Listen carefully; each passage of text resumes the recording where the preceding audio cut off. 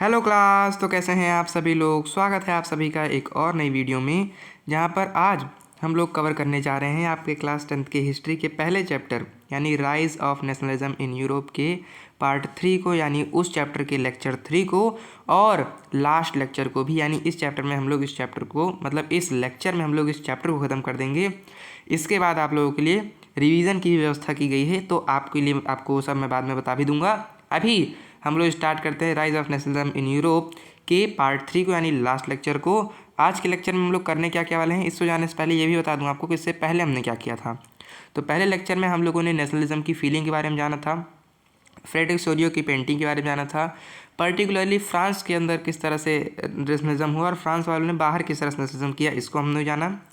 फिर उसके बाद हमने क्लास 2 के अंदर क्या जाना था, क्लास 2 के अंदर बाहर रेवोल्यूशन हुआ कैसे, है ना, बाहर के अंदर रेवोल्यूशन हुआ कैसे, क्यों हुआ और किस तरीके से ख़त्म हुआ, उनको क्या रिजल्ट्स मिले, इसको हम लोगों ने कल की क्लास में जाना। और आज की क्लास में हमको जानने हैं 3 टॉपिक्स।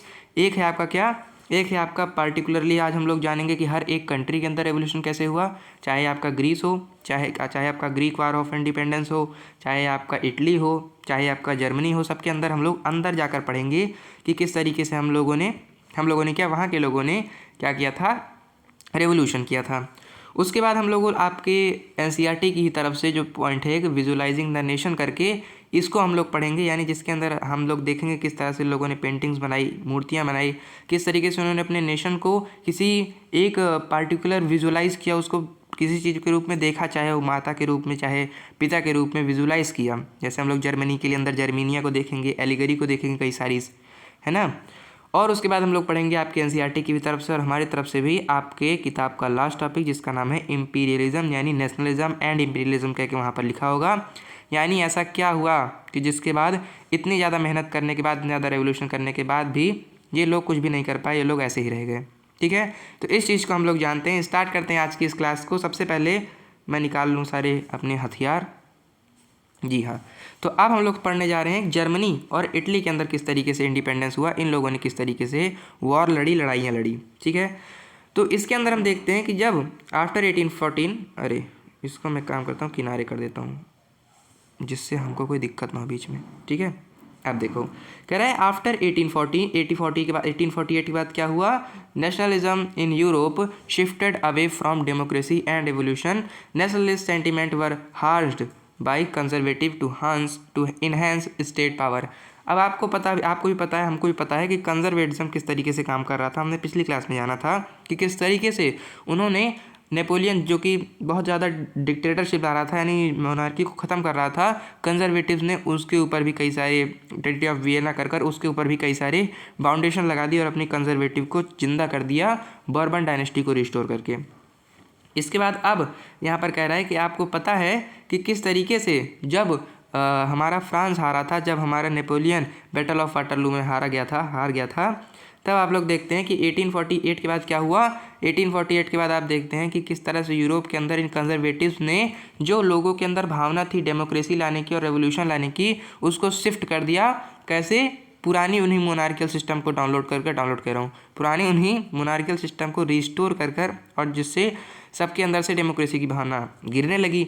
अब इससे हुआ क्या, कि जो नेशनलिस्ट सेंटिमेंट था, जिन जिन लोगों के अंदर राष्ट्रवाद की भावना थी, उनको बहुत ज़्यादा परेशान किया गया, बहुत ज़्यादा सताया गया। किनके द्वारा, कंजर्वेटिव्स के द्वारा। किस लिए सताया गया, क्योंकि कंजर्वेटिव्स तो वहाँ पर स्टेट की पावर को इन्हेंस करना चाहते थे, राजाओं की पावर को इन्हेंस करना चाहते थे।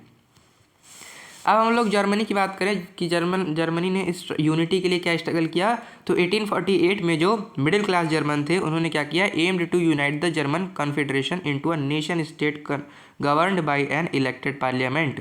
उन्होंने क्या किया, जो जर्मनी के अंदर मिडिल क्लास थे, अब मैं आप बताता हूँ हर जगह मिडिल क्लास का ही नाम क्यों आ रहा है। तो होता क्या है कि किसी भी सोसाइटी के अंदर 3 क्लास होती है, एक होती है अपर क्लास, एक होती है लोअर क्लास और बीच में होती है मिडिल क्लास। अब अपर क्लास वाले जो हैं, इनके साथ क्या था, अपर क्लास वाले जो लोग थे, इनके अंदर तो था कि भाई हमको तो खाने वाने से मतलब है, लोग मर रहे हैं, मरने दो, मुझसे क्या मतलब, है ना। जैसे आज भी आप देखते हैं कि कहीं अगर 2 देशों में लड़ाई होती है तो वहाँ के प्रधानमंत्री को कोई दिक्कत नहीं होती। इसीलिए नहीं होती क्योंकि वहाँ पर प्रधानमंत्री को तो फुल सिक्योरिटी है। तो वैसे यहाँ पर भी जो अपर क्लास थे, इनको पूरा खाने को मिल रहा था, पूरी सिक्योरिटी थी, इनको कोई दिक्कत नहीं थी। जो लोअर क्लास थे यानी गरीब लोग थे, इनको पता ही नहीं था क्या चल रहा है जी, इनको कुछ लोगों को पता भी नहीं था, और जिनको पता भी था वो अपनी ज़िंदगी से इतने सताए हुए थे कि उनको कुछ करने का टाइम ही नहीं था। उनको रोटी तो खाने को मिल नहीं रही है, तो अपने देश के अंदर नेशनलिस्ट की भावना कैसे लाएंगे। अब इस स्थिति में फंसते कौन थे? फंसते थे मिडिल क्लास वाले, क्योंकि इनके अंदर इतना ज़्यादा अमीरी भी नहीं है कि ये इसको छोड़ सके, और इतना ज़्यादा गरीबी नहीं है कि भाव ही ना दे उसको, नेशनलिस्ट को, नेशनलिज्म को। तो इसीलिए ज़्यादातर क्या हुआ, ज़्यादातर जगह आप देखते हैं जो मिडिल क्लास लोग थे उन्होंने ही क्या किया था, उन्होंने ही स्ट्रगल किया था यूनिटी के लिए, उन्होंने स्ट्रगल किया था नेशनलिज्म के लिए, नेशनलिस्ट भावना को लाने के लिए।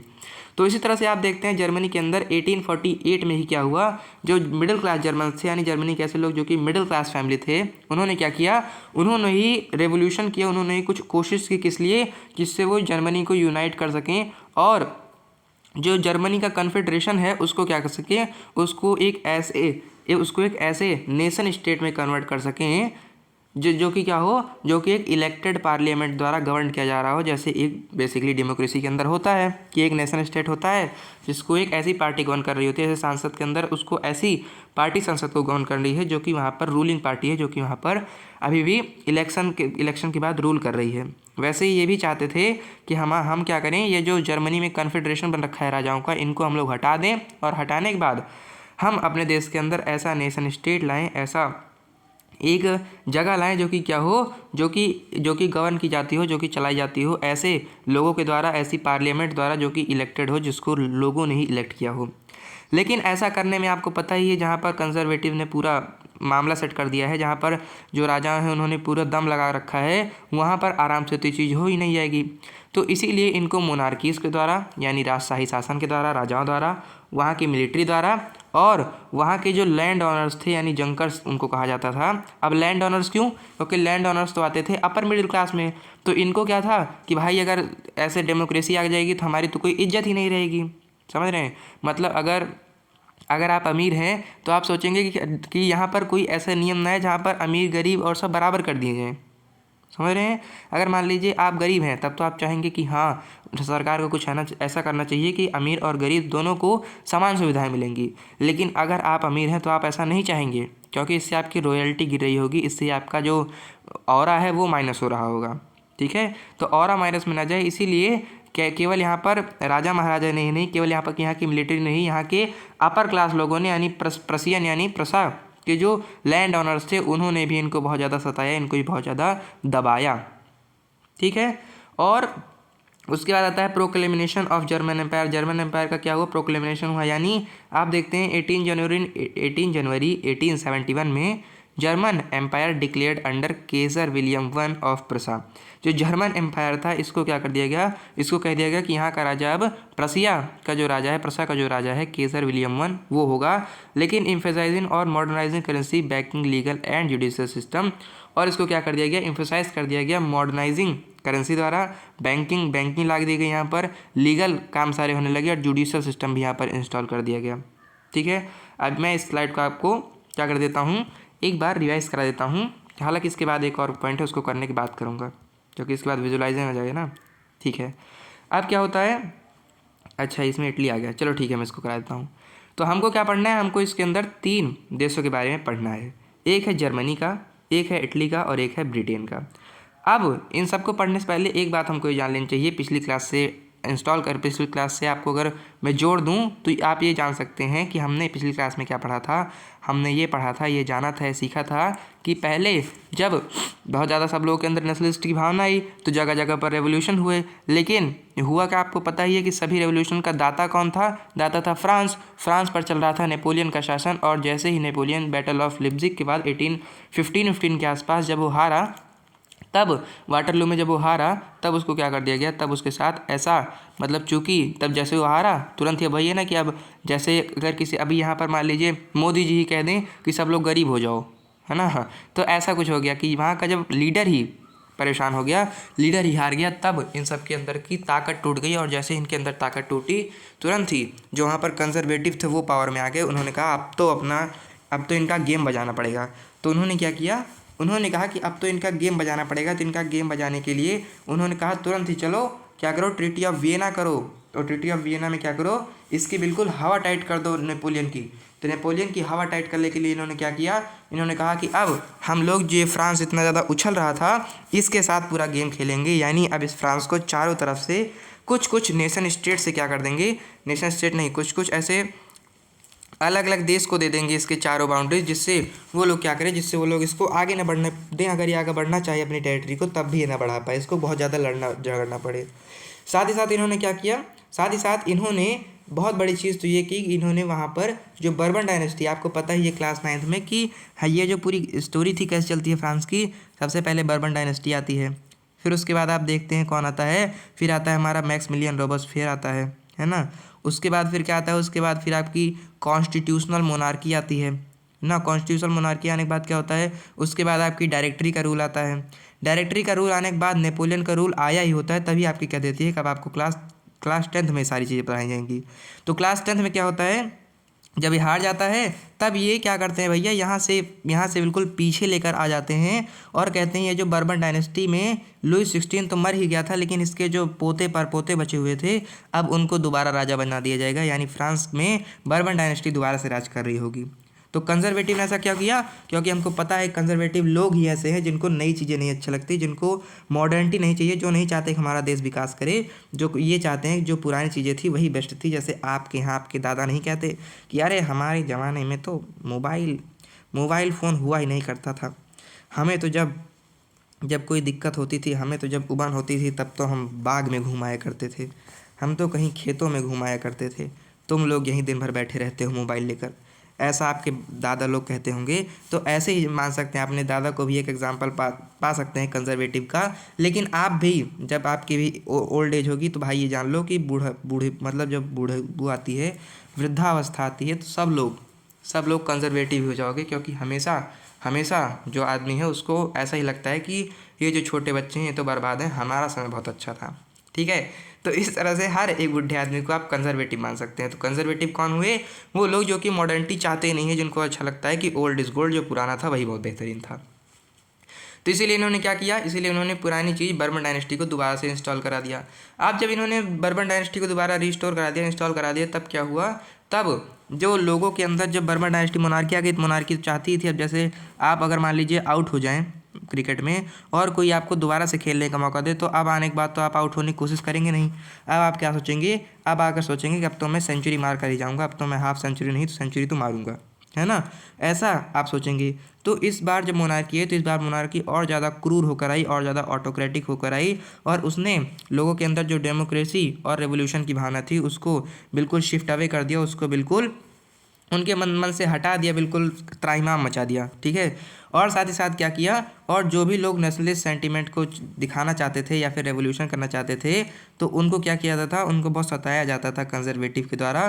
क्यों, क्योंकि वो चाहते थे कि अब ये लोग धीरे धीरे डेमोक्रेसी और रेवोल्यूशन के बारे में, नेशनलिज्म के बारे में भूल जाएं और जो हमारी मोनार्की है इसी को अपना लें। इसका पहला एग्जाम्पल आता है जर्मनी में। जर्मनी में आप देखते हैं कि जब ये लोग दोबारा सताए जाने लगे तो 1848 में क्या हुआ, 1848 में जो जर्मनी के मिडिल क्लास लोग थे उन्होंने दोबारा से क्या कहा, उन्होंने दोबारा से कहा कि हम लोग जर्मनी में दोबारा से यूनाइट होंगे रेवोल्यूशन करने के लिए, और जो जर्मन कन्फेडरेशन है इसको हम लोग ख़त्म कर अब यहाँ पर नेशन स्टेट ले आएंगे, एक ऐसा नेशन स्टेट जहाँ पर जो पार्लियामेंट होगा वो पार्लियामेंट एक इलेक्टेड गवर्नमेंट द्वारा गवर्न किया जाएगा, एक ऐसी गवर्नमेंट द्वारा जो कि ऑलरेडी इलेक्टेड है, जिसको लोगों ने भेजा है। बेसिकली टोटल डेमोक्रेसी की बात हो रही है। लेकिन आपको पता ही है कि चूंकि मोनार्की बहुत ज़्यादा बिल्कुल इसका ऑरा +99 था, तो इसने क्या किया, इसने इनको बहुत ज़्यादा सताया, इसने इनको बहुत ज़्यादा परेशान किया, चाहे वो मोनार्की रही हो, राजशाही रही हो, चाहे उनकी मिलिट्री रही हो, और चाहे प्रसा के लैंड ऑनर्स रहे हों, यानी अपर मिडिल क्लास के अपर लोग रहे हों, यानी अपर क्लास के लोग रहे हों, क्योंकि वो चाहते थे कि जो मिडिल क्लास लोग हैं हमारे बराबर कभी ना हो पाएँ। साथ ही साथ क्या होता है, साथ ही साथ जनवरी 1871 में जर्मन एम्पायर का राजा डिक्लेयर कर दिया जाता है, केसर विलियम I, जो कि राजा था प्रसा का भी, और जो कि उसके बाद क्या कर दिया गया, उसके बाद यहाँ पर मॉडर्नाइजिंग करेंसी ला दी गई, बैंकिंग सिस्टम ला दिया गया, यहाँ पर लीगल काम होने लगे और जुडिशल सिस्टम को भी इंस्टॉल करा दिया गया। ये आप जर्मनी के अंदर देखते हैं।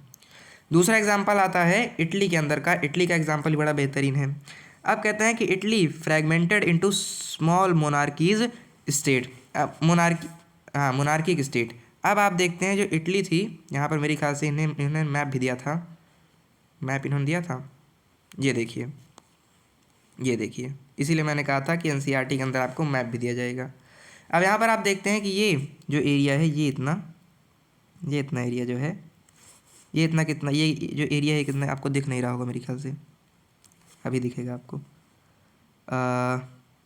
ये इतना एरिया आप मान सकते हैं किसका है, ये है एरिया, ये है एरिया इटली का, ठीक है।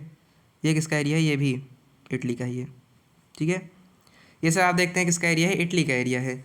लेकिन और ये सब इटली का ही है, ठीक है। अब आप देखते हैं कि इटली पहले क्या थी, ये जो इटली है ये अब आपको नए इस मैप में अगर आप देखेंगे तो आपको ये दोनों ये सब एक ही कलर में दिख रहे होंगे।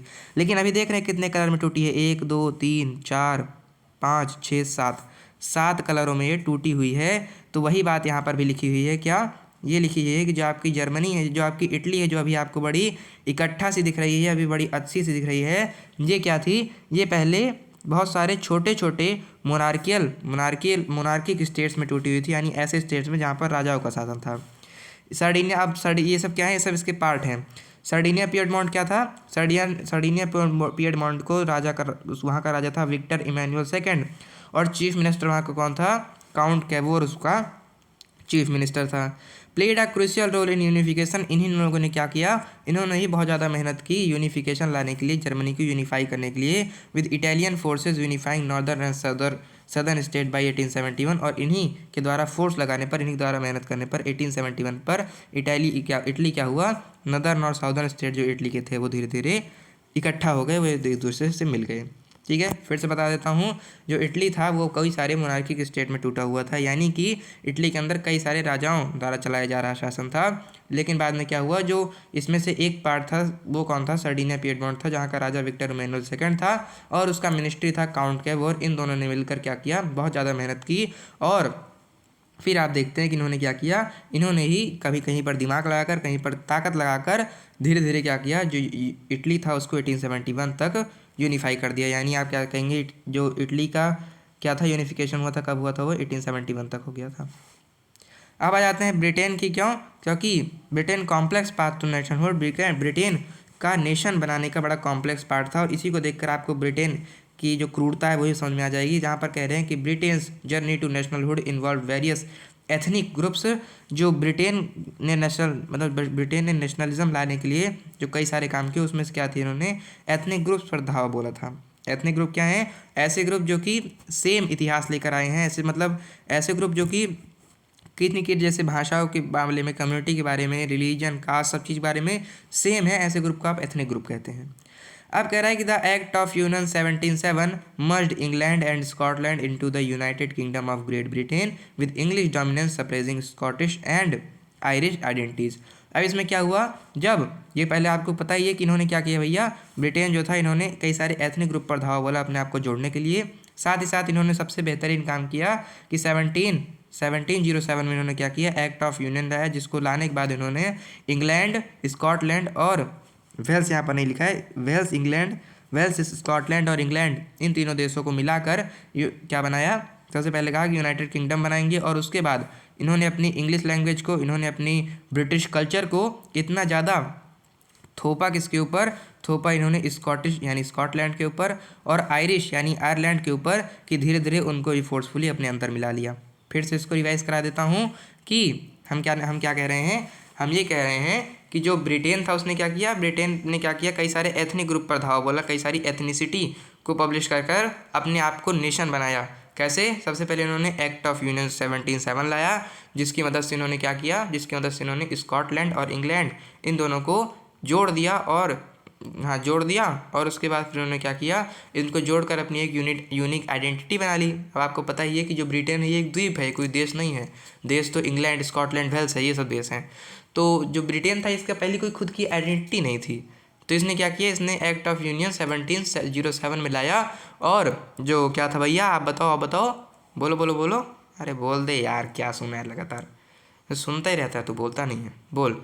तो क्या है, 1707 में इसने इंग्लैंड और जो स्कॉटलैंड था उसको आपस में जोड़ दिया। अब इनकी क्या हो गई, एक यूनिक आइडेंटिटी बन गई। तो इन्होंने अपने वेस्टर्न कल्चर को और अपने इंग्लिश की जो डोमिनेंसी है उसको कई जगह पर सप्रेस किया, उसको कई जगह पर थोप थोप के स्कॉटलैंड जो इनके पास था और इनके बगल में जो आयरलैंड था वो स्कॉटलैंड के स्कॉटिश लोगों को, जैसे आप इंडिया के इंडियंस हैं ना वैसे ही स्कॉटलैंड के स्कॉटिश लोगों को और आयरलैंड के आयरिश लोगों को लोगों के ऊपर अपना इंग्लिश कल्चर थोप कर और अपनी कई सारी वेस्टर्न कल्चर को थोप कर इन्होंने धीरे धीरे क्या किया, उनको भी अपने अंदर फोर्सफुली मिला लिया। ठीक है, अब आपका ये जो टोटल पैराग्राफ है इसको मैं रिवाइज करा देता हूँ। ठीक है, क्योंकि रिवीजन पर ही दुनिया टिकी है। जैसे आपको पता है ना कि भाई भरोसे पर ही दुनिया टिकी है, वैसे ही रिवीजन पर ही पूरा सोशल साइंस टिका है। ठीक है, तो मैं फिर से रिवाइज करा देता हूँ कि किस तरीके से जो देश हैं वो जुड़े। ठीक है, तो इसमें जर्मनी, इटली और ब्रिटेन भी आप कह सकते हैं, जर्मनी, इटली और ब्रिटेन। ठीक है, अब देखिए मेकिंग कैसे हुई जर्मनी, इटली और ब्रिटेन की। पहले हम लोग जानेंगे हुई कैसे, जोड़ कर देखेंगे। तो हम ये देखते हैं कि जब मेन इनका जो पिता था, इनका जो मेन पापा था कौन था, फ्रांस था। उस पापा के भी जो दादा थे जिनका नाम था नेपोलियन, उसको बैटल ऑफ वाटरलू में हराने के बाद जो वहाँ के जो उसके जो दुश्मन लोग थे उन्होंने क्या किया, दुश्मन यानी जो दुश्मन देश थे जो कि क्या चाहते थे, जो कि कंजर्वेटिज्म चाहते थे, उन्होंने मिलकर क्या किया, उन्होंने ट्रीटी ऑफ वियना किया, जिसके द्वारा इन्होंने इसके सारी सीमा पर नॉर्थ साउथ ईस्ट वेस्ट सब जगह पर कई सारे ऐसे स्टेट लगा दिए जो कि किस पर भरोसा करते थे, जो कि भरोसा करते थे कंजर्वेटिज्म पर। और उन्होंने ऐसा इसलिए किया जिससे जो फ्रांस है वो चाह कर भी अपनी बाउंड्रीज को बढ़ा ना सके, पहला काम। और मेन बात इन्होंने क्या की, इन्होंने मेन बात ये की कंजर्वेटिज्म को लाने के लिए इन्होंने जो बर्बन डायनेस्टी जो बहुत पहले ही टूट चुकी थी, बिखर चुकी थी, उसको दोबारा से फ्रांस का राजा बना दिया। बर्बन डायनेस्टी को दोबारा से यहाँ पर बर्बन डायनेस्टी को इंस्टॉल करा दिया, रिस्टोर करा दिया। ठीक है, और जब बर्बन डायनेस्टी रिस्टोर हुई तो वहाँ पर उनके मोनार्कीज ने, वहाँ पर उनके राजाओं ने इतना ज़्यादा सप्रेशन किया कि लोगों के अंदर से डेमोक्रेसी और रेवोल्यूशन जैसी भावना को बिल्कुल मिटाने की कोशिश की। और जो भी नेशनल सेंटिमेंट को बढ़ाना चाहता था, रेवोल्यूशन करना चाहता था, उसको बहुत ज़्यादा सताया जाता था, जिससे ये लोग क्या कर सकें, अपनी कंजर्वेटिज्म को कंजर्व कर सकें और अपनी स्टेट पावर को इन्हेंस कर सकें। एग्जाम्पल में आता है जर्मनी, इटली और ब्रिटेन। तो जर्मनी, इटली और ब्रिटेन के अंदर क्या देखते हैं, जर्मनी के अंदर हम सबसे पहले देखते हैं कि 1848 में जर्मनी की जो मिडिल क्लास थी उसने जर्मनी को यूनाइट करने की कोशिश की थी। इसके लिए उसने क्या किया, उसने कहा कि अब जर्मनी का जो कॉन्फेडरेशन है इसको हम लोग बिल्कुल ख़त्म कर देंगे और जर्मनी के अंदर हम लोग ला रहे होंगे एक ऐसा पार्लियामेंट जो इसको गवर्न कर रही होगी। अगर जर्मनी को इसको कॉन्फ़िगरेशन को कन्वर्ट कर देंगे नेशन स्टेट में, जहाँ पर एक ऐसा पार्लियामेंट होगा जिसको गवर्न करेगी एक ऐसी गवर्नमेंट जो कि इलेक्ट होकर आई है, जो कि लोगों द्वारा चुनाव होकर आई है। कुल मिलाकर डेमोक्रेसी ला देंगे। लेकिन यहाँ के लोगों को भी इतना ज़्यादा कंजर्वेटिज्म का भूत चढ़ा हुआ था कि यहाँ के लोगों ने इन मिडिल क्लास को बहुत ज़्यादा सताया, यहाँ के राजाओं ने, यहाँ की मिलिट्री ने और अपर क्लास ने, क्योंकि अपर क्लास चाहते ही नहीं थे कि कभी ये हमारे बराबर हो पाए मिडिल क्लास। और उसके बाद उन्होंने क्या किया, और इसका अंत यहाँ से होता है कि 1871 में 18 जनवरी 1871 में यहाँ का राजा जो प्रसा का राजा था उसी को यहाँ का राजा बना दिया गया, जो कि था केसर विलियम वन। और उसी के आने के बाद क्या हुआ, यहाँ की करेंसी को मॉडर्नाइज कर दिया गया, बैंकिंग को यहाँ की लीगल कर दिया गया, मतलब यहाँ का बैंकिंग की व्यवस्था आ गई, यहाँ पर लीगल काम होने लगे और जुडिशल सिस्टम को भी यहाँ पर लगा दिया गया।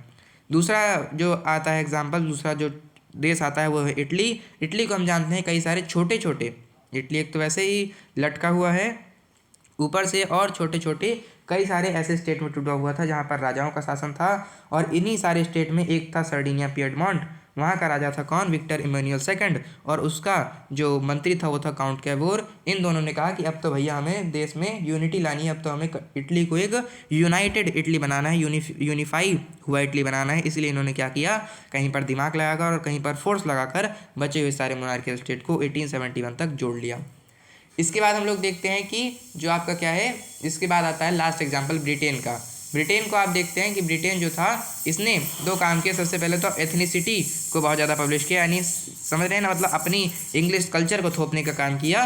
कैसे किया, तो आप देखते हैं पहले इनकी खुद की कोई आइडेंटिटी नहीं थी, तो अपनी खुद की आइडेंटिटी को लाने के लिए इन्होंने क्या किया, सबसे पहले एक्ट ऑफ यूनियन कितना 1707 act of union 1707 locker Scotland और इंग्लैंड को मर्ज कर दिया। और मर्ज करने के बाद इन्होंने कहा कि हमारा देश बन गया तो हमारी आइडेंटिटी भी होगी इंग्लिश, और वेस्टर्न कल्चर हम लोग अपने अंदर लाएंगे। और उस वेस्टर्न कल्चर को इन्होंने स्कॉटलैंड के बेचारे स्कॉटिश लोगों पर और आयरलैंड के बेचारे आयरिश लोगों पर थोप कर उनको भी अपने अंदर मिला लिया। और तब उसके बाद बना यूनाइटेड किंगडम।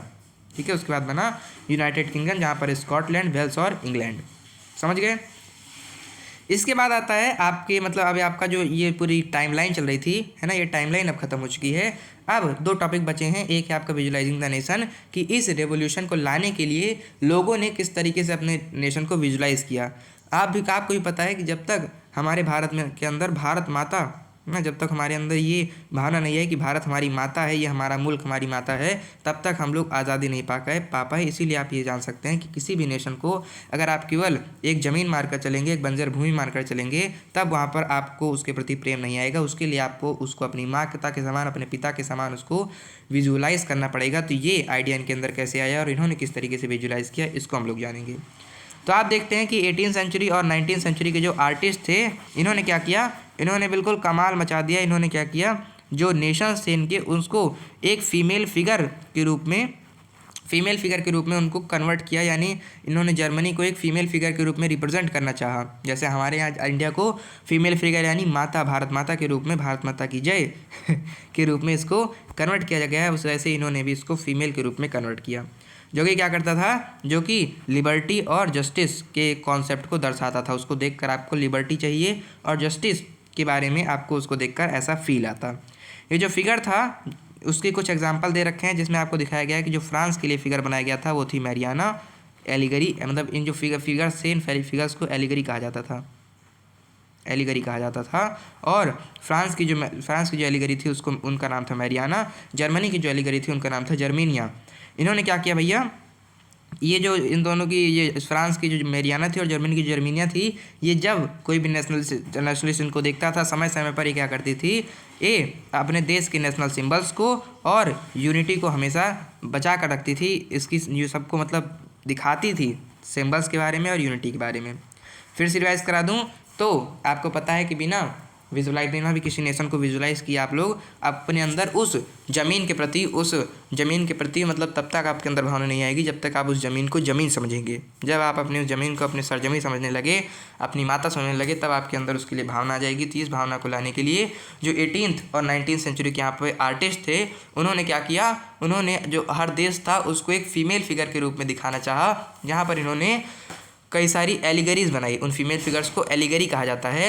तो उन एलिगरीज के दो एग्जांपल दिए गए हैं। एक है फ्रांस की एलिगरी को मैरियाना कहा गया और जर्मनी की एलिगरी को क्या कहा गया, जर्मीनिया कहा गया। ये दोनों फिगर्स ऐसे थे जो कि क्या करते थे, जो कि समय समय पर अपने देश के प्रति, अपने राष्ट्र के प्रति, अपने सिम्बल्स को और क्या करते थे, यूनिटी को दर्शाया करते थे। अब आ जाते हैं आपके चैप्टर के लास्ट टॉपिक की तरफ, जो कि है नेशनलिज्म एंड इम्पीरियलिज्म।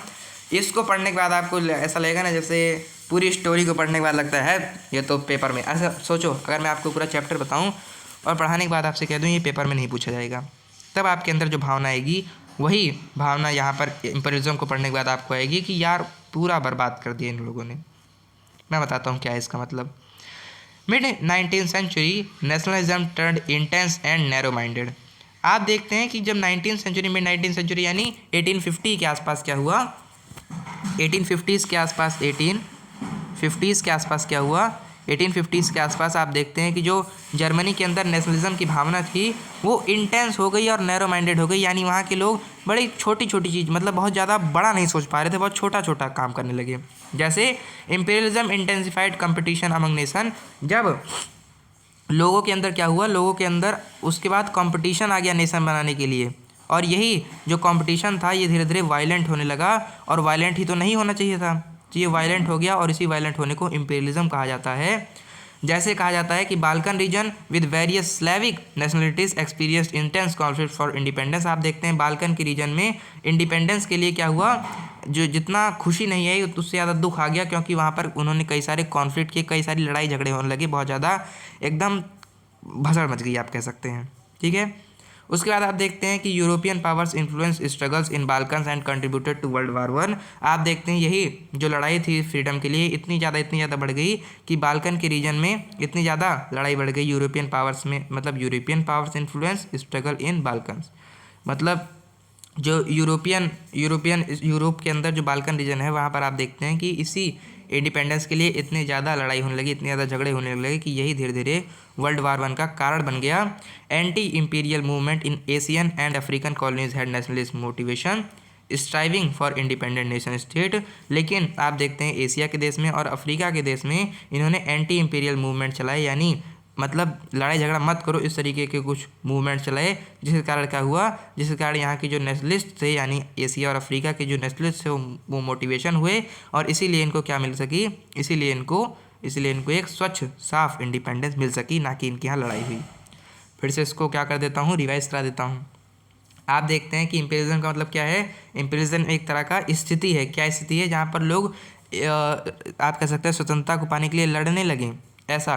तो आप देखते हैं 19वीं सेंचुरी के अंदर जो लोग थे उनके अंदर नेशनलिज्म के लिए बड़ी भावना आनी चाहिए थी, लेकिन सब लोग छोटी छोटी चीज़ें सोचने लगे, यानी इसमें नेशंस के बीच में इंडिपेंडेंस के लिए लड़ाई होने लगी, इसी को इम्पीरियलिज्म कहा गया। एग्जाम्पल दे रखा है कि बाल्कन रीजन के अंदर जो स्लाविक नेशनलिटीज़ थी उसमें क्या हुआ, वहाँ पर आप देखते हैं कि बहुत ज़्यादा कॉन्फ्लिक्ट होने लगे इंडिपेंडेंस के लिए। जहाँ पर आप देखते हैं कि यूरोप के अंदर जो बाल्कन में इतने सारे कॉन्फ्लिक्ट हुए, यही कॉन्फ्लिक्ट इतने ज़्यादा बढ़ गए कि वर्ल्ड वार 1 तक की स्थिति आ गई। इसको देखकर एशिया और अफ्रीका जैसे देश जो कि कॉलोनीज थे, इन्होंने क्या किया, इन्होंने एंटी इंपीरियल मूवमेंट चलाई, यानी इन्होंने मतलब जो अशांति फैल गई थी उसको कम करने के लिए मूवमेंट चलाए और इसी कारण जो इनके नेशनलिस्ट थे वो इतने ज़्यादा मोटिवेट हुए कि इन्होंने बड़ी शांति से एक इंडिपेंडेंस पाई और जो यूरोप था वो बिल्कुल तहस नहस हो गया, वहाँ पर वर्ल्ड वार चालू हो गई। ठीक है, अब मैं इसको क्या कर देता हूँ, रिवाइज़ करा देता हूँ। अब मैं आपको ये टोटल क्लास ही रिवाइज़ करा देता हूँ, जिससे आपको इतनी 10 मिनट के अंदर सारी चीज़ें सब समझ में आ जाए। तो आज हमको 3 चीज़ें पढ़नी थी। सबसे पहली चीज़ क्या थी, making of Germany and Italy, मतलब सबसे पहले पढ़ना था कि किस तरीके से हर देश के अंदर क्या हुआ, वो लोग इकट्ठा हुए। तो इसमें आपको बताया जाता है कि जो इन सब का अप्पा था, जो इन सब का बाबा था, कौन था, वो था फ्रांस को हरा दिया। फ्रांस जब वाटरलू में इनका राजा नेपोलियन हार गया तो वहाँ के कंजर्वेटिव ने क्या किया, वहाँ के जो कंजर्वेटिव थे फ्रांस के, उन्होंने ट्रीटी ऑफ वियना करा ली नेपोलियन से और उसके बाद जो फ्रांस के अंदर बर्बन डायनेस्टी को दोबारा से रिस्टोर करा दिया। इससे ये हुआ कि तो आप देखते हैं कि जब इन लोगों ने क्या किया, नेपोलियन के साथ ट्रीटी ऑफ वियना करा ली। ट्रीटी ऑफ वियना कराने के बाद इन कंजर्वेटिव क्या किए, हमारे जो नेपोलियन थे उनके साथ खेल गए और जो फ्रांस था जिसके अंदर नेपोलियन जो था वो अच्छे काम भी कर रहा था, हालांकि कुछ खराब भी काम कर रहा था, लेकिन अच्छे काम से वो खुश था। तो उसने क्या किया भैया, तो उसको जो हरा दिया इन लोगों ने, तब उसके अंदर जो कंजर्वेटिव थे उन्होंने कंजर्वेटिज्म लाने के लिए दोबारा से उसके अंदर बर्बन डायनेस्टी यानी जो मोनार्की की डायनेस्टी थी उसको दोबारा से वहाँ पर इंस्टॉल करा दिया, जिससे क्या हुआ, जिससे वहाँ के अंदर कंजर्वेटिज्म बना रहे। अब इससे हुआ क्या कि जब यहाँ के अंदर मोनार्की आई तो ये लोगों के अंदर से डेमोक्रेसी और रेवोल्यूशन की भावना को बिल्कुल से ख़त्म करने पर लग गई, इनको एकदम मारने पर तुल गई। अब जो भी लोग नेशनल सेंटिमेंट को बढ़ाना चाहते, रेवोल्यूशन करना चाहते, उनको बहुत ज़्यादा सताते। कौन सताते, कंजर्वेटिव सताते, क्योंकि ये चाहते थे कि हमारे अंदर से नेशनलिस्ट की भावना चली जाए, मॉडर्नाइजेशन की भावना चली जाए, यानी कोई मॉडर्न होने की बात ना करे, सबके अंदर स्टेट पावर, सब लोग क्या कर सके, हमारी जो स्टेट पावर है इसकी तरफ झुक जाएँ, इसकी तरफ आकर्षित हो जाएँ। अब इसमें एग्जांपल आता है कि इसके लिए रेवोल्यूशन कैसे हुआ। तो सबसे पहले आप देखते हैं कि जर्मनी ने क्या किया था, यूनिटी के लिए स्ट्रगल किया था, जहाँ पर 1848 में जो मिडिल क्लास थी जर्मनी की, उसने क्या किया, उसी ने क्या किया, सबसे पहले कहा कि हमारा जर्मनी यूनाइट होगा और जो जर्मनी का कन्फेडरेशन था इसको हम लोग कन्वर्ट कर देंगे नेशन स्टेट में, जहाँ पर एक ऐसा पार्लियामेंट होगा, उस पार्लियामेंट को क्या किया जाएगा, उस पार्लियामेंट को गवर्न किया जाएगा एक ऐसी गवर्नमेंट से जो कि इलेक्टेड है लोगों द्वारा। लेकिन आपको पता ही है कि सब लोग कंजर्वेटिज्म के लिए इतने ज़्यादा इसके ऊपर तुले हुए थे कि इनको भी बहुत ज़्यादा सताया गया मोनार्कीज़ के द्वारा, मिलिट्री के द्वारा और अमीर लोगों के द्वारा, क्योंकि अमीर लोग चाहते ही नहीं थे कि ये कभी आगे बढ़ें। आप देखते हैं कि इसका अंत कहाँ पर हुआ, इसका अंत यहाँ पर हुआ कि 18 जनवरी 1871 में जो प्रसा का राजा था केजर विलियम I, उसी को राजा बना दिया गया जर्मनी का भी। और इसके आ जाने के बाद क्या किया गया, थोड़ी सी मॉडर्नाइजिंग करेंसी आ गई, बैंकिंग आ गई, लीगल काम होने लगे और जुडिशियल सिस्टम को भी इंस्टॉल करा दिया गया जर्मनी के अंदर। नेक्स्ट एग्जाम्पल आप देखते हैं इटली का, जहाँ पर आप देखते हैं इटली कई सारे छोटे छोटे ऐसे स्टेट में बटा हुआ था जहाँ पर राजाओं का शासन था। इन्हीं पार्ट में से एक पार्ट था सर्डिनिया पिएडमोंट का, जो कि राज किया जाता था विक्टर इमैनुअल सेकंड के द्वारा। और विक्टर इमैनुअल सेकंड का ही जो मंत्री था उसका नाम था क्या, उसका चीफ मिनिस्टर था काउंट कैबोर। इन दोनों ने कहा अब तो हमें इटली को यूनिफाई करना है, तो इसके लिए उन्होंने कहीं कहीं पर फोर्स लगाकर, कहीं कहीं पर दिमाग लगाकर 1871 तक इन सबको इकट्ठा कर लिया। नेक्स्ट बात आती है ब्रिटेन की, जिसने क्या किया था, एथनिक ग्रुप्स पर यानी एथनिसिटी को पब्लिश कर सबको अपने अंदर किया था। जैसे जब क्या होता, इसकी पहली अपनी खुद की आइडेंटिटी नहीं थी, तो अपनी खुद की आइडेंटिटी बनाने के लिए उन्होंने एक्ट ऑफ यूनियन 1777 के अंदर एक्ट ऑफ यूनियन लाया, जिसकी मदद से इन्होंने इंग्लैंड और स्कॉटलैंड को एक में जोड़कर यूनाइटेड किंगडम बना लिया ग्रेट ब्रिटेन नाम से। ठीक है, great United kingdom of great Britain नाम से एक यूनाइट क्या बना लिया भाई, देश बना लिया। अब इसके बाद इन्होंने कहा कि हमारा जो देश यूनाइट हो चुका है तो हमारी एक आइडेंटिटी भी होगी। तो इन्होंने अपनी इंग्लिश भाषा को और वेस्टर्न आइडेंटिटी को क्या किया, इतना ज़्यादा बढ़ाया और इतना ज़्यादा डोमिनेट किया किसके ऊपर, स्कॉटिश और आयरिश यानी आयरलैंड के लोगों के ऊपर, कि उन लोग भी फोर्सफुली ही सही लेकिन इनसे आकर मिल गए। अब हम देखते हैं कि नेशनलिस्ट सेंटीमेंट को यानी लोगों के अंदर इस भावना को लाने के लिए क्या किया गया। जो 18 सेंचुरी और 19 सेंचुरी के आर्टिस्ट थे उन्होंने क्या किया, जो देश था उसको फीमेल फिगर के रूप में यानी एलिगरी के रूप में क्या किया भैया, एलिगरी के रूप में कन्वर्ट कर दिया। जिसमें एग्जांपल दिया गया है क्या, जिसमें एग्जांपल दिया गया है फ्रांस की मैरियाना का और जर्मनी की जर्मेनिया का। ये क्या करती थी, ये लिबर्टी और जस्टिस जैसे कॉन्सेप्ट को समझाती थी, देखती थी, और इनको देखने के बाद क्या होता था, सबके अंदर यूनिटी की भावना आ जाती थी। अब इतनी ज़्यादा आगे बढ़ी हुई नेशनलिज्म आगे चलकर कैसे ख़त्म हो गई, इसको बताया जाता है नेशनलिज्म एंड इम्पीरियलिज्म नाम के टॉपिक में, जहाँ पर आपको कहा जाता है कि मिड 19th सेंचुरी यानी 1850s के आते आते आप देखते हैं कि किस तरीके से जो यूरोप था उसके अंदर सब लोग बहुत छोटे छोटे बात करने लगे, मतलब बहुत छोटी काम करने लगे, एकदम बेकार काम करने लगे। आप देखते हैं कि यहाँ पर नेशंस के बीच में इंडिपेंडेंस के लिए सही लेकिन कंपटीशन आ गया, उसी को इम्पीरियलिज्म कहा गया। अब ये कंपटीशन इतना ज़्यादा बढ़ गया कि बाल्कन के रीजन में जो स्लाविक नेशनलिटीज़ थी उन्होंने क्या देखा, उन्होंने देखा कि यूरोप के अंदर बहुत ज़्यादा, मतलब स्लाविक नेशनलिटी के अंदर ही इंडिपेंडेंस के लिए बहुत ज़्यादा कॉन्फ्लिक्ट होने लगी, लड़ाइयाँ होने लगी। और आप देखते हैं कि जो यही लड़ाइयाँ थी यूरोप के अंदर बाल्कन रीजन में, यही धीरे धीरे क्या हुई, इतनी ज़्यादा बढ़ गई कि वर्ल्ड वार 1 तक की स्थिति आ गई। इसको देखकर एशिया और अफ्रीका के जो लोग थे, अफ्रीका की जो कॉलोनीज़ थी, इन्होंने क्या किया, इन्होंने एंटी इम्पीरियल मूवमेंट चलाई, यानी इन्होंने बहुत ज़्यादा शांति से सारा काम किया। और इसी वजह से इनके जो नेशनलिस्ट थे उन्होंने, मतलब इससे इनके जो नेशनलिस्ट मोटिवेट हुए और इनको क्या मिली, इनको हमारे भारत की तरह बहुत ही सुंदर सी आज़ादी मिली। ये आप देखते हैं इस चैप्टर में। तो आपका चैप्टर इसी के साथ ख़त्म हो जाता है, लेकिन आपकी जो पढ़ाई अभी नहीं ख़त्म हुई है। मैं आपको कल सुबह तक या आज शाम को ही दे दूंगा एक और क्लास, जिसमें हम लोग इस पूरे चैप्टर को ही जल्दी जल्दी से पढ़ लेंगे, ज़्यादा ज़्यादा आधे घंटे में पढ़ लेंगे मेरे भाई। आपको परेशान होने की ज़रूरत नहीं है। आपको क्या मिलेगा इससे, जब आप इसको अच्छे से पढ़ लेंगे ना, मैं क्या कर देता हूँ, इसको कॉपी कर देता हूँ एक बार, या फिर मैं थंब के स्टार्ट में ही आपको बता दूंगा। आप देखते हैं कि जब आप उसको पढ़ लेंगे रिवीजन वीडियो को, तब आपको इस चैप्टर के अंदर जो मेन हेडिंग्स हैं, वो मेन टॉपिक्स जिनको डायरेक्ट उठाकर आपके एग्जाम में पूछा जा सकता है सवाल, वो टॉपिक आपको याद हो जाएंगे। उसके बाद जब आपको टॉपिक याद हो जाएंगे तब आप मेरी लाइव स्ट्रीम को देखेंगे, तो हर उस टॉपिक के अंदर जो लिखा हुआ है उसको जब आप याद कर लेंगे या उसको जब आप समझ लेंगे, तब आप लोग अपने पेपर में सोशल साइंस में हर क्वेश्चन का आंसर अच्छे से दे पा रहे होंगे, अच्छे मार्क्स को अटेन कर पा रहे होंगे, पा रहे होंगे। तो आशा करता हूँ आपको आज की क्लास अच्छी लगी होगी। तो धन्यवाद नहीं, बहुत बहुत धन्यवाद आप सभी का अभी तक इस वीडियो में बने रहने के लिए। आपको इस टॉपिक से रिलेटेड अगर कोई भी डाउट है तो आप उसे कमेंट सेक्शन में पुट कर सकते हैं। बाकी बहुत बहुत माफ़ी चाहता हूँ कि मैं इसे लाइव नहीं कर पाया, लेकिन कोई बात नहीं, आगे मैं कोशिश भी करूँगा लाइव करने की। नहीं होगी तो फिर रिकॉर्डेड दे दूँगा। ठीक है, तो पढ़ते रहिए, मिलते होंगे क्लास में, तब तक के लिए बहुत बहुत धन्यवाद।